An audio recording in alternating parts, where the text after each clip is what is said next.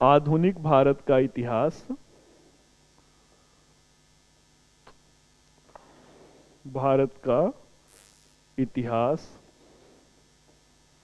कब से कब तक? 1707 to 1757। Modern Indian history 1707 to 1757। तो इस पिलर को हम लोग समझ लिया जाए कहानी की तरह, कल से हम लोग आएंगे तो आसानी से आपको क्लियर हो जाएगा। अब यहां पे क्या है भाई, ये जो 1707 है, ये बिगिनिंग ऑफ 18th सेंचुरी है। बिगिनिंग ऑफ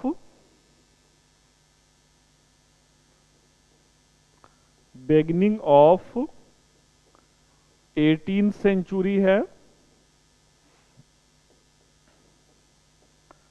18वीं शताब्दी की शुरुआत है। अब 18वीं शताब्दी की शुरुआत किन सारे लक्षणों के साथ आ रहा है? यहां पे डिक्लाइन ऑफ मुगल है,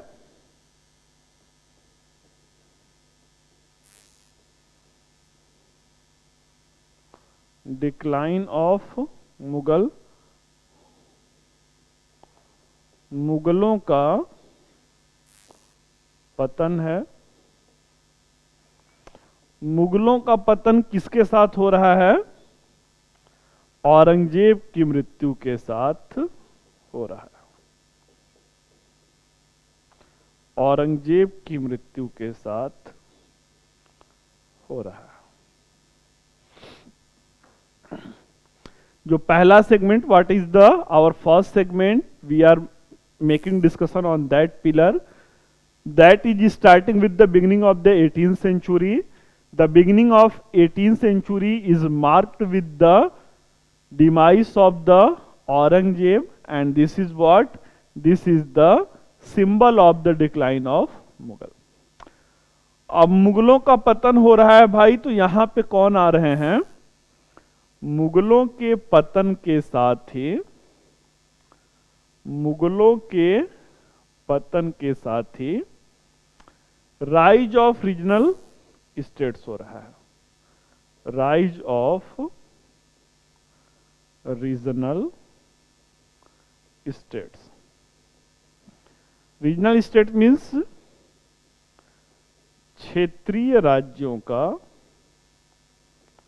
क्षेत्रीय राज्यों का उदय हो रहा है। अब जो क्षेत्रीय राज्यों का उदय 18वीं शताब्दी में हो रहा है, वो कौन कौन है? What's ever the regional states is emerging when the decline of Mughal dynasty is happening in 18th century. तो ये कौन कौन से लोग हैं भाई? तो ये जो हैं, मुगलों के पतन पे कौन उभर करके आते हैं? मुगलों के पतन पे बंगाल राज्य उभर करके आता है। मुगलों के पतन पर क्षेत्रीय राज्यों में अवध उभर करके आते हैं। मुगलों के पतन पे पंजाब में सिख उभर करके आते हैं। ठीक है। दक्षिण भारत की बात किया जाए तो जब मुगलों का पतन हो रहा है तो दक्षिण भारत में मराठा आ रहे हैं। मराठे उभर करके आ रहे हैं। इसके साथ साथ कौन आ रहा है? इसके साथ साथ मैसूर उभर रहा है। मैसूर उभर रहा है। एंड और कौन है? और जो हैं निजाम हैं, निजाम उभर करके आ रहे हैं। ठीक है, अवध हो गया, बंगाल हो गया, देन आफ्टर पंजाब में कौन है भाई? पंजाब में सिख हैं, मराठे हैं, मैसूर हैं एंड निजाम हैं। This is the beginning of 18th century. Beginning of 18th century means की this is the dawn of the modern India. Why we are saying this is the dawn of the modern India या rise of the modern India? Because something is going to in transition, something is going in transition. कुछ जो कहा जाता है ना, कुछ तो बदल रहा है, कुछ तो हो रहा है। पिछले 200 सालों की जो महान मुगलों की शक्ति थी, जहां से मध्यकालीन भारत अपने चरम पर पहुंचा था, उसका पतन ही क्या है? उसका पतन ही एक ट्रांजिशन है, बदलाव है। पहला पिलर 1707 टू 1757। अब इसी पिलर में हम लोगों का पहला टॉपिक क्या हो जाएगा? यहीं पे हम लोगों का पहला टॉपिक हो जाएगा अराइवल ऑफ यूरोपियन। यहीं पे पहला टॉपिक क्या हो जाएगा? Arrival of European. Arrival of European. ठीक है, यूरोपियों का आगमन, यूरोपियों का आगमन। अब भाई यूरोपियों का आगमन इस पिलर में 1707 to 1757, this is the one of the most, this is one of the most transitional segment which is making difference from modern India to the, from medieval India to modern India.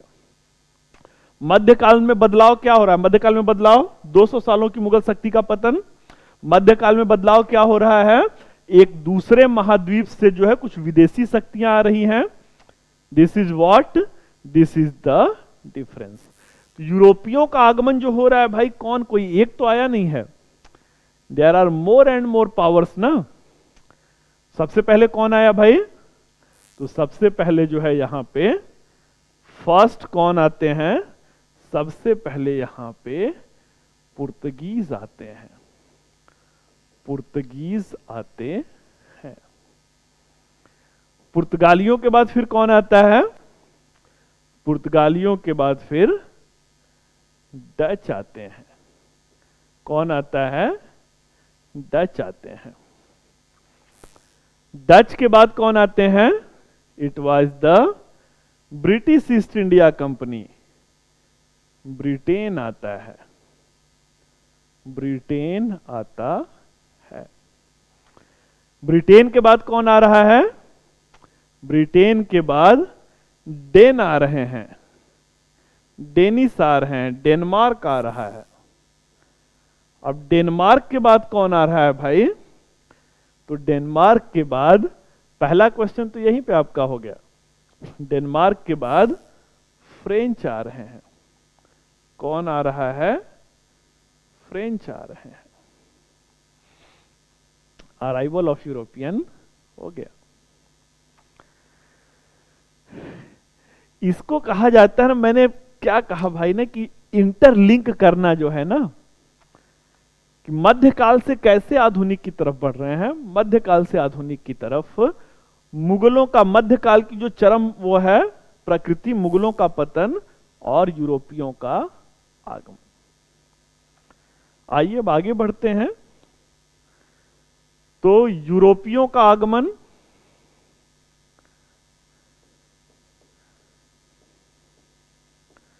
यूरोपियों का आगमन arrival of Europeans,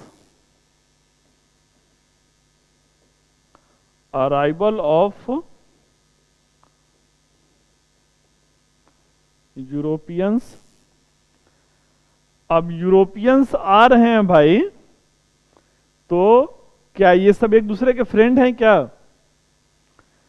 if the arrival of Europeans is happening in the Indian geographical scenario, they all are the friends of each other? No.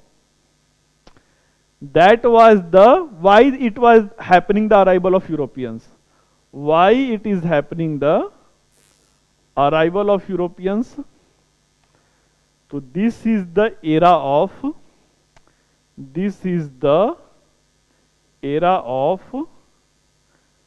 industrial revolution.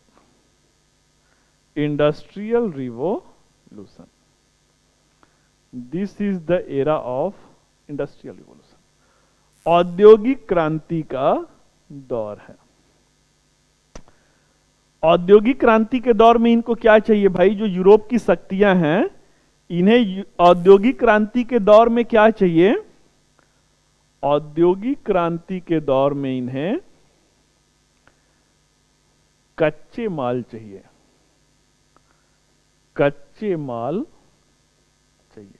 कच्चे माल का means natural resources चाहिए। Natural resources चाहिए। अब ये कच्चे माल Europe में थे क्या? ये कच्चे माल जो हैं वो यूरोप में नहीं थे। ये कच्चे माल कहां पे थे? That natural resources where the availability of that natural resources was, ठीक है, availability of that natural resources was in India, ठीक है। इसकी जो कच्चे माल की उपलब्धता थी, ये कहां पे था? ये भारत में था। भारत में था, इसीलिए कोई एक नहीं आया, ये सब आए। अब यूरोपियों का जो आगमन हो रहा है वो कहां पे हुआ? औद्योगिक क्रांति के दौर में। मशीनों को कच्चे माल, मशीनें को कच्चे माल ही नहीं चाहिए, मशीनों को और क्या चाहिए? मशीनों को, madam there is a echo in the sound.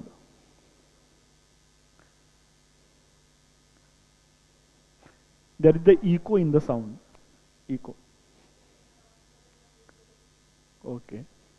तो चलिए, तो ये क्या है? यूरोपियों के आगमन में जो कच्चे माल है, नेचुरल रिसोर्सेस हैं। अब इन नेचुरल रिसोर्सेस के साथ साथ इन यूरोपियों को कच्चा माल चाहिए था, इसलिए भारत में आते हैं। और इनको क्या चाहिए था भाई? और इनको मार्केट चाहिए था। मार्केट मीन्स की बाजार चाहिए था। बाजार चाहिए था।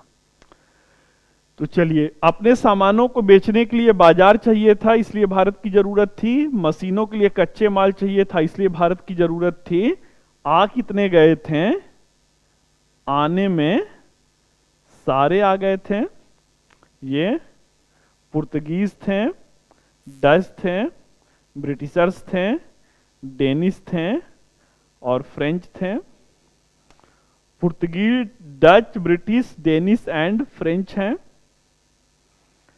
अब इन लोगों का क्या है? भारत में इन लोगों की अपनी जो है, भारत में इन लोगों की अपनी जो है वो क्या है भाई? अपनी प्रतिस्पर्धा है। अपनी प्रतिस्पर्धा, इनकी अपनी राइवलरी है। इनकी अपनी राइवलरी है। इस प्रतिस्पर्धा में क्या होता है? इस प्रतिस्पर्धा में ये सारे लड़ जाते हैं। इस प्रतिस्पर्धा में ये सारे एक एक करके लड़ जाते हैं। अब लड़ जाते हैं तो अल्टीमेटली इसमें जीतता कौन है? तो इस प्रतिस्पर्धा में अंततः विजय किसका हुआ? इस प्रतिस्पर्धा में अंततः जो विजय है, अंततः अंग्रेजों की विजय हुई, अंग्रेजों की विजय हुआ, अंततः अंग्रेजों की विजय हुआ।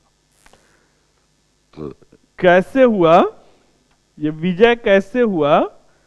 तो 1757 में क्या होता है, प्लासी का युद्ध, और प्लासी के युद्ध के साथ क्या होता है, प्लासी के युद्ध के साथ अंग्रेज जो हैं, अंग्रेज एक राजनैतिक शक्ति बन जाते हैं, अंग्रेज एक राजनैतिक शक्ति बन जाते हैं, एक पॉलिटिकल पावर बन जाते हैं। क्लियर है? अब यहीं पे हम लोगों का वो जो पिलर था, पहला जो पिलर था, वो यहीं पे कंप्लीट हो जाएगा। अराइवल ऑफ यूरोपियन 1707 से 1757 का सेगमेंट जैसे ही राजनीतिक शक्ति बनेंगे वैसे ही समाप्त हो जाएगा। अब अगला हम लोगों का क्या होगा भाई? तो अगला जो है एक्सपेंशन ऑफ ब्रिटिश एम्पायर, अगला जो हम लोग का पिलर होगा ब्रिटिश साम्राज्य का, ब्रिटिश साम्राज्य का साम्राज्य का विस्तार है, का विस्तार। जो ये ब्रिटिश साम्राज्य का विस्तार है ये कैसे हो रहा है? जो ब्रिटिश साम्राज्य का विस्तार है ये कैसे हो रहा है?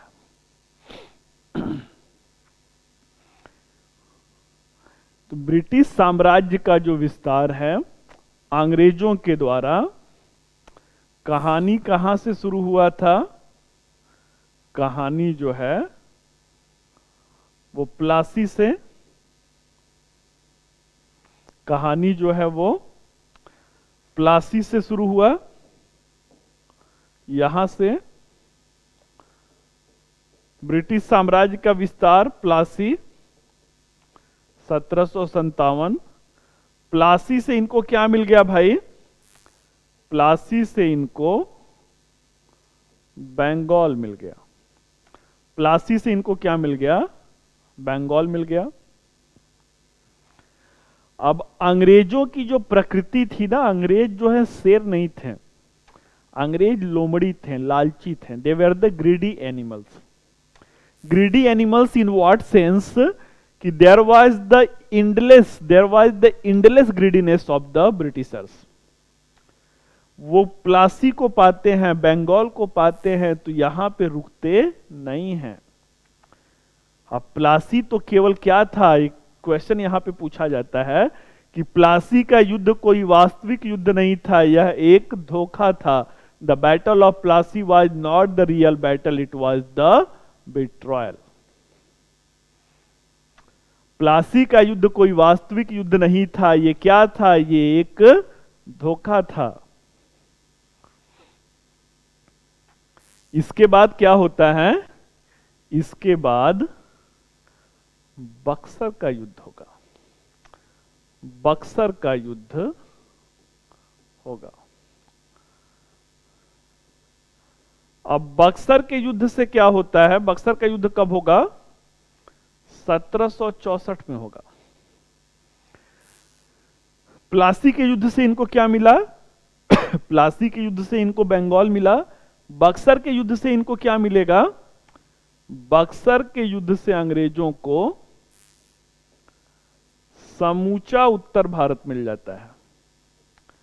समूचा उत्तर भारत मिल जाता है। They gained entire North India, entire north India. अब उत्तर भारत में किसको पराजित किए थे? उत्तर भारत की तीन बड़ी शक्तियों को पराजित किए थे, तीन बड़ी शक्तियों को पराजित किए थे। किसको किसको? बंगाल के नवाब को पराजित किए थे, बंगाल और अवध के नवाब को पराजित किए थे, अवध के नवाब को। इसके साथ साथ किसको हराए थे? इसके साथ साथ मुगल बादशाह को हराए थे, मुगल बादशाह को हराए थे। ठीक है। प्लासी से right now after the battle of Plassey they got the entire region of Bengal. After the battle of Buxar they got the entire north India. They defeated the three major power of north India.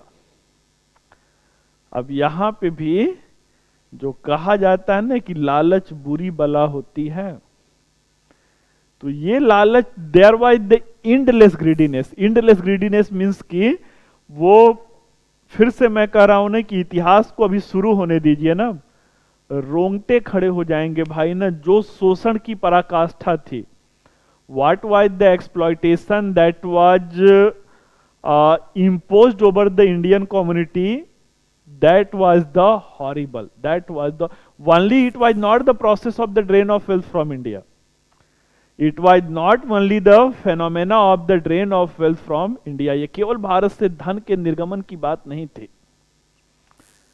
किसानों का उतना शोषण किया गया कि किसानों को अपने घर के बर्तन तक बेचने पड़े। वो तीन तीन आप लोगों ने सुना था ना, तीन तीन इनकी व्यवस्थाएं थी, रैयतवाड़ी था, महालवाड़ी था, जमींदारी था। Ryotwari, Mahalwari and zamindari, that was the three different land revenue system. And what was the common characteristic property among all land revenue policy? That was the more and more exploitation of the peasantry community. किसी को नहीं छोड़ा भाई ना, किसानों का शोषण किया, मजदूरों का शोषण किया, राजाओं का जो अपनी राजशाही लूट गई वो तो आप अभी देख ही रहे हैं। आर्टिजन जो कम्युनिटी है उनको बर्बाद किया। तो right now we are concentrating upon the political sphere of the modern India. उत्तर भारत को जब जीत लिया तो अब यहां से लालच कहां पे जाता है? अब they will move towards the south India, दक्षिण भारत की तरफ रुख करेंगे। दक्षिण भारत में तीन बड़ी शक्ति, एक छोटी शक्ति, कुल मिलाकर चार शक्ति। मराठा क्षेत्र में कौन रहते हैं? मराठा क्षेत्र में मराठवाड़े रहते हैं। नीचे कौन है? नीचे जो है मैसूर हैं, मैसूर हैं। बगल में यहां पे कौन है? तो यहां पे हैदराबाद में कौन है? हैदराबाद में निजाम है। कौन है भाई? निजाम है। ठीक है। एक छोटी सी शक्ति थी, छोटी सी शक्ति कौन है? यहां पे जो है त्रावणकोर की रियासत है। कौन है? त्रावणकोर है, त्रावणकोर है। दक्षिण भारत की कहानी कब समाप्त? 1764 में, 1764 में उत्तर भारत की कहानी समाप्त हो गया। साउथ इंडिया की कहानी कब समाप्त होती है? When in the year of 1818, 1818 तक दक्षिण भारत की कहानी समाप्त हो जाती है। थर्ड एंग्लो मराठा वार होगा। 1799 में मैसूर की कहानी खत्म हो गई, 1818 में मराठों की कहानी समाप्त हो गई। निजाम जो रहते हैं, इट वाज द एक बफर स्टेट के रूप में रहते हैं। अंत तक आप कह सकते हैं कि they were loyal to the British government. British शासन के प्रति इनकी अपनी स्वामी भक्ति रहती है या निष्ठा रहता है, जो भी कह सकते हैं। अब मैप पर सब बता रहा हूं ना, ऐसा मतलब मैप पर आपको पूरा एक्चुअल लोकेशन दिख रहा है। अब उत्तर भारत की कहानी समाप्त भाई, तो फिर अगला क्या? तो अगला जो है इसके बाद कहां पे मूव करेंगे? इसके बाद northern western part of India.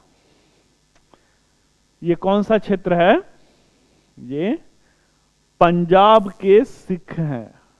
महाराजा रणजीत सिंह के बारे में आप लोगों ने सुना होगा। अब पंजाब की तरफ रुख करते हैं और 1848-49 तक इनकी भी कहानी खत्म। 1848-49 तक इनकी भी कहानी खत्म हो जाती है। ठीक है,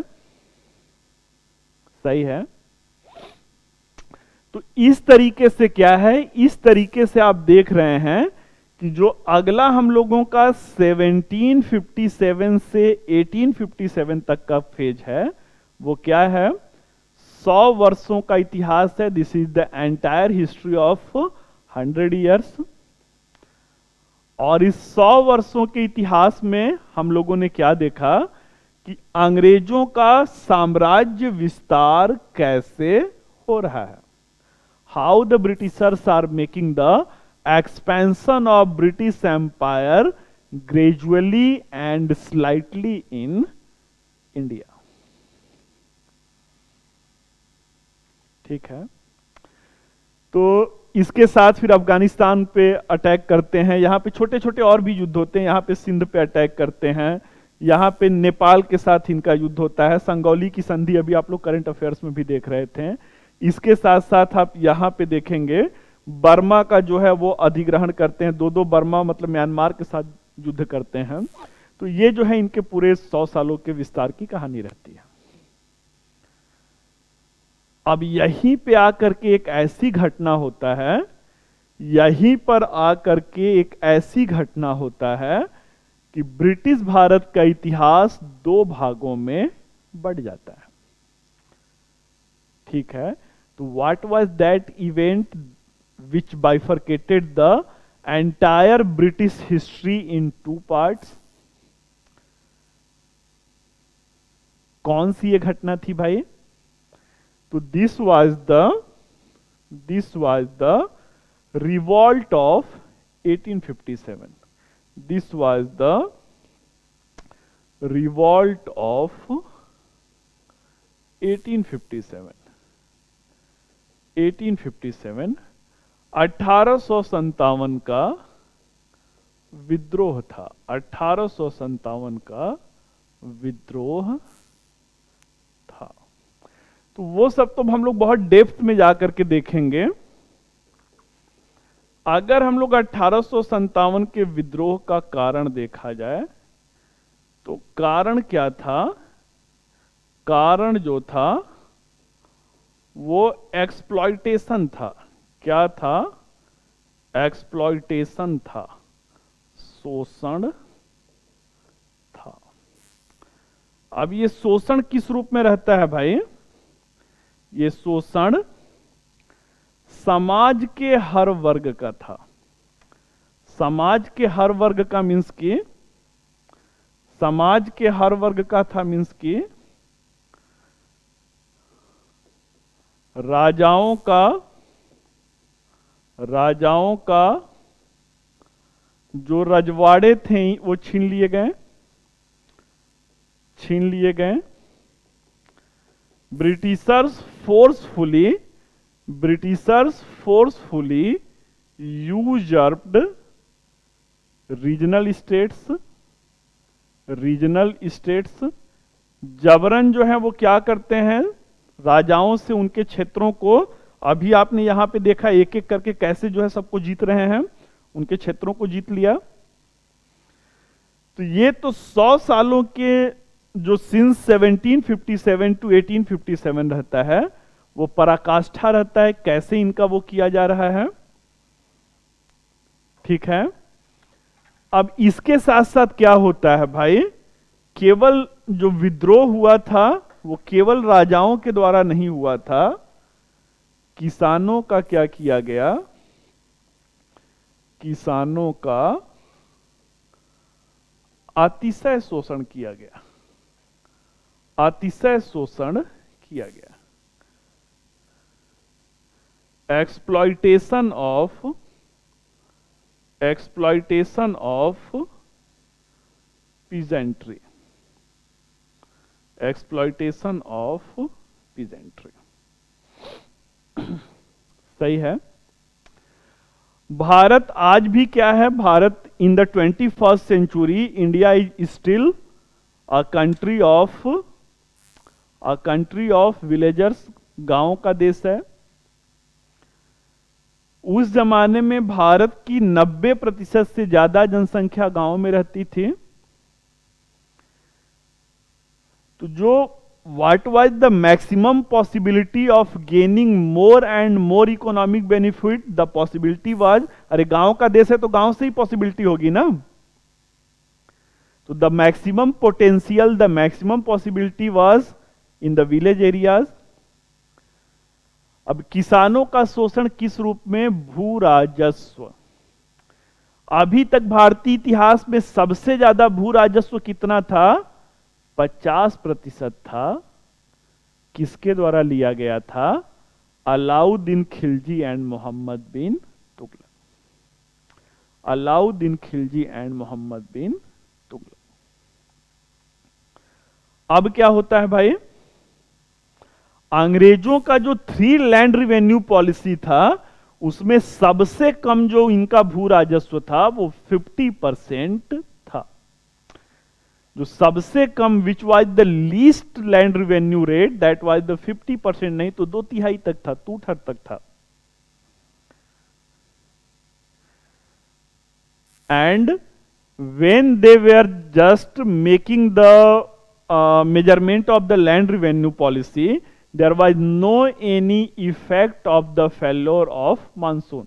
आज भी किसान हमारा जो 50% से ज्यादा जो हमारी खेती है वो मानसून पे निर्भर करती है। और उस समय भू राजस्व का निर्धारण होता था, अगर मानसून फेल हो गया तो किसान के खेत में कुछ हो ही नहीं रहा है। जब किसान के खेत में कुछ हो ही नहीं रहा है तो भाई भोला भाला किसान कहां से लैंड रिवेन्यू देगा? लेकिन ये कौन थे? ये अंग्रेज थे। एक सुने हैं ना, बर्बाद गुलिस्तां करने को एक ही उल्लू काफी था, यहां हर डाल पे उल्लू बैठा है, अंजाम गुलिस्तां क्या होगा। तो जो किसान, जो पीजेंट्री कम्युनिटी है, मानसून फेल्योर है, घर में अनाज नहीं है, लेकिन 50% भू राजस्व देना ही देना है। किसान कह रहा है कि माई बाप नहीं है देने के लिए, कहां से दें? तो ये क्या कर रहे हैं? ये उनके घर के बाहर के जो पशु हैं उनको उठा के लेके जा रहे हैं। उससे मन नहीं भर रहा है तो भारतीयों के गहने कहां पे, जो माताओं और बहनों के जो ज्वेलरी होते थे, आज बैंकिंग सिस्टम आ गया है ना। पहले के जमाने में ज्वेलरी कच्चे, गांव में कच्चे घर होते थे, और कच्चे घरों की दीवारों में जो है वो सोने, जितने भी आक्रमण हुए, चाहे वो चंगेज खान थे, चाहे तैमूर लंग थे, चाहे वो हुडो का अटैक था, वो किस लिए, चाहे वो मोहम्मद गौरी था, चाहे महमूद गजनवी था, everyone just led the military expedition towards India only for gaining the economic benefit. तो कच्चे घर के मकानों में जो गहने किसान परिवार अपने रखते थे, उसको तोड़ करके ये भू राजस्व के बदले में लेते थे। उससे भी जब मन नहीं भरता था तो घर की बहन बेटियों को ये भू राजस्व के बदले में लेकर चले जाते थे। आप जरा वास्तविकता के धरातल पे सोच करके देखिए ना कि कितना भी गरीब इंसान होगा वो कैसे इस बात को स्वीकार करेगा कि भू राजस्व के बदले में, लगान के बदले में घर की बहन बेटियां जा रही हैं। ये कहावत कहा जाता है ना कि मरता क्या न करता। तो मरता क्या न करता, जब पानी सर के ऊपर से गुजरता है तभी क्या होता है? तभी क्रांति होती है, तभी विद्रोह होता है। किसान को खोने के लिए अब कुछ भी नहीं रहता है। Right now they were force for the revolt of 1857। किसान वर्ग अपना लाठी डंडा जो भी उसको मिलता है वो उसी से विद्रोह की अग्नि को जलाता है। अब 1857 के विद्रोह में राजे रजवाड़ों का क्या छिन गया था भाई? इनका अपना जो है रियासत छिन गया था। किसान वर्ग का क्या हो गया? किसान वर्ग का शोषण हो रहा है। कुछ भोले भाले, सब कोई डंडा थोड़ी उठा लेगा भाई। कुछ लोग होते हैं ना जो शांत प्रवृत्ति के होते हैं, कुछ किसान ऐसे रहते हैं उनको लगता है कि ये खेती किसानी बहुत घाटे का सौदा है। क्या करते हैं? उसी जमाने में भारत में भारी उद्योग लग रहे थे, भारत में भारी उद्योग लग रहे थे, तो किसान बेचारा अपना खेती किसानी छोड़ करके उद्योग में करने के लिए, क्या मजदूरी करने के लिए आ जाता है। तो अब मजदूरों का शोषण कैसे होगा ये देखिए। मजदूरों का शोषण, मजदूरों का शोषण, exploitation of the workers class, workers class का कैसे शोषण हो रहा है। अब किसान को यह नहीं पता था कि ये गांव छोड़ करके कहा, मजदूर शहरों में रहेंगे भाई ना, जो फैक्ट्रियों में काम करने वाले मजदूर हैं वो शहरों में रहेंगे। किसानी छोड़ करके कहां आ गए? शहर में आ गए। इन भोले भाले लोगों को यह नहीं पता था कि शहर में भी तो इसी अंग्रेजों का शासन है, शहर में भी तो इन्हीं अंग्रेजों का शासन है। अब भाई मजदूरों का शोषण कैसे हो रहा है? काम के अधिक घंटे, आज जो होता है ना 10 घंटे ऑफिस टाइमिंग, 10 घंटे भी कहां राइट ना हो, अगर कॉर्पोरेट सेक्टर में देखिए तो 8 से 9 घंटे का जो है वो वर्किंग आवर्स होता है। उस जमाने में, अंग्रेजों के जमाने में क्या था? 14 से 16 घंटा, 14 to 16 आवर्स काम करना है। 14 से 16 घंटे की हार्ड तोड़ मेहनत के बाद, overall that hectic working scenario, what were the, how much wages they were getting? काम की या मजदूरी की जो रहती हैं, लो वेजेज रहता है। लो वेजेज मीन्स की उतना ही इनको वेतन मिल रहा है जिससे ये 2 वक्त का अपनी रोजी रोटी चला सकें। Low wages. अब इसके बाद क्या है भाई? काम के अधिक घंटे हैं, मजदूरी की कम दरें हैं, कोई भी साप्ताहिक अवकाश नहीं रहता है। आज जो संडे की छुट्टी होती है, अंग्रेजों के जमाने में नहीं था।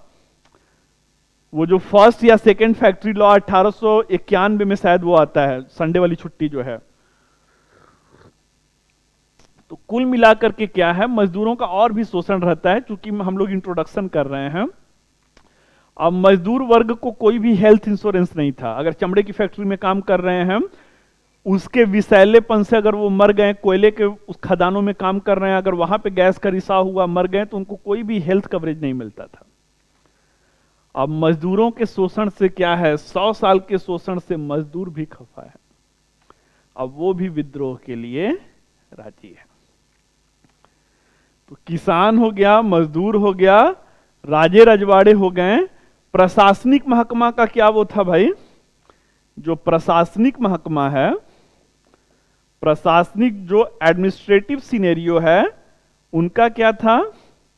उनको कोई प्रोन्नति का अवसर नहीं था। Lack of promotion overall skill, कोई भी जो इनके पास कौशल है उसके साथ जो है इनके पदोन्नति के अवसर नहीं रहते हैं। इनके साथ कौन से वो डिस्क्रिमिनेशन हो रहे हैं? रेशियल डिस्क्रिमिनेशन हो रहे हैं, रेशियल डिस्क्रिमिनेशन हो रहा है, नस्लीय भेदभाव हो रहे हैं। ठीक है। तो फिर उसके अलावा और भी इनके साथ रहता है, सूबेदार के पद से ऊपर नहीं जा सकते थे। इनको समुद्र पार भेजा जाता था, समुद्र पार ओवरसीज एरियाज में भेजा जाता था, जो कि इंडियन नॉर्म्स के या इंडियन जो फेथ है या इंडियन बिलीफ के बिहाफ पर क्या था, that was the anti religious sentiments था, धर्म भ्रष्ट हो जाता था। तो प्रशासनिक वर्ग इनसे नाराज है।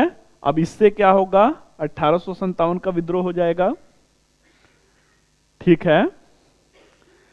तो एक तरीके से पूरा सिनेरियो ही जो रहता है वो ब्रिटिश शोषण का शिकार रहता है। धार्मिक ले दे करके कौन बचते हैं भाई? ले दे करके रिलीजियस स्फीयर में क्या हो रहा है? रिलीजियस स्फीयर में, धार्मिक क्षेत्र में क्या हो रहा है? तो धार्मिक क्षेत्र में फोर्सफुली कन्वर्जन ऑफ रिलीजन है। फोर्सफुली कन्वर्जन ऑफ रिलीजन है, जबरन धर्मांतरण है, जबरन धर्मांतरण है। अब ये जो जबरन धर्मांतरण है भाई, ये कौन कर रहा है? क्रिश्चियन मिशनरीज कर रही हैं। राजाओं का क्या गया? राजाओं का अपना रियासतें चली गई, प्रशासनिक महकमे को कोई पदोन्नति का अधिकार नहीं है, उनके साथ नस्ली भेदभाव है, किसानों का शोषण की पराकाष्ठा है, मजदूरों का क्या है? मजदूरों से इतना काम कराया जा रहा है कि उनकी हड्डियां तक गल जाएं। धार्मिक क्षेत्र में क्या है? जबरन धर्म परिवर्तन, क्रिश्चियन धर्म में उनको कन्वर्जन किया जा रहा है। तो यहीं पे क्या होगा? 1857 का विद्रोह होगा, and that revolt of 1857 ultimately leads to a bigger changes in course of British Indian history. British Bharat के इतिहास में एक बड़े परिवर्तन का यह सूचक बन जाता है। अब यहीं पे हम लोग क्लास को रहने भी देते हैं, क्योंकि 3 आवर्स की हम लोगों की क्लास है, आज डेमो सेशन भी था। अब यहां तक हम लोग जब सिलेबस कर लेंगे 1857 तक, तो उसके आगे की यहां तक का मैंने आप लोग का माइंड मैप क्लियर कर दिया। अब इसके आगे जब हम लोग आएंगे तो इसके आगे क्या होगा? इसके आगे आने के साथ ही हम लोग what were the changes which leads to the post 1857, उसमें ईस्ट इंडिया कंपनी को एबॉलिश कर दिया जाता है। ईस्ट इंडिया कंपनी के एबॉलिश के साथ ही ब्रिटिश क्राउन के अधीन जो है ये आ जाते हैं। ब्रिटिश क्राउन के अधीन आते हैं तो ब्रिटिश क्राउन जो योर हाइनेस रहती हैं, महारानी रहती हैं, वो कहती हैं कि right now we are not going to the expansion of the empire, हम अब कोई भी साम्राज्य का विस्तार नहीं करेंगे। तो इस तरीके से क्या होता है? इस तरीके से एक बाइफरकेशन, एक विभाजक रेखा के रूप में 1857 रहता है।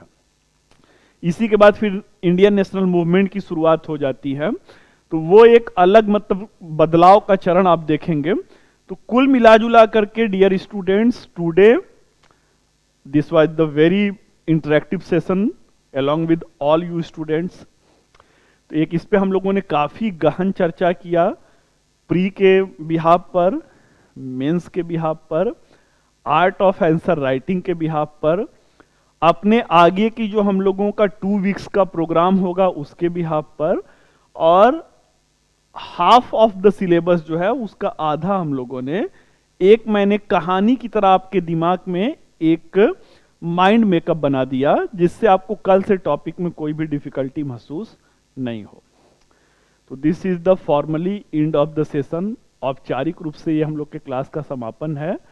अब कोई क्वेश्चन अगर आप लोगों के एंड से मैडम के पास हैं तो मैं उसको पिकअप कर लेता हूं। कोई क्वेश्चन है क्या स्टूडेंट्स के? कोई क्वेश्चन नहीं है। तो चलिए स्टूडेंट्स, आशा करते हैं कि कल फिर हम लोग मिल रहे हैं, और इसी तरीके से जो एक सकारात्मक तरीके से हम लोगों ने माहौल एक बनाया है सिविल सर्विस के पॉइंट ऑफ व्यू से, इसी क्लास की सृजनात्मक परंपरा को आगे बढ़ाएंगे। Till then wish you all the best. Thank you.